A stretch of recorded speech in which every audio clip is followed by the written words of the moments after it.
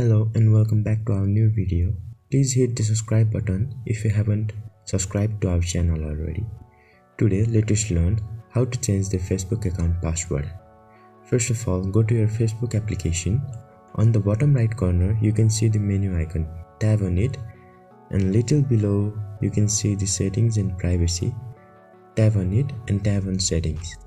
Now you will be redirected to the settings and privacy page. There you can see the second option, password and security. Go inside it and tap on passwords.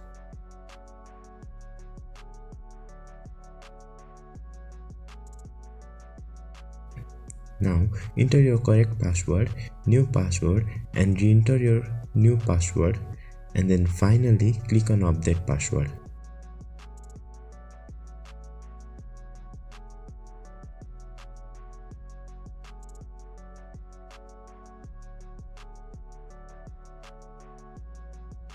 Now you have successfully changed the Facebook password.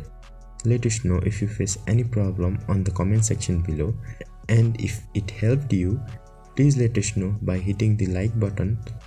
Also subscribe the channel for more videos like this.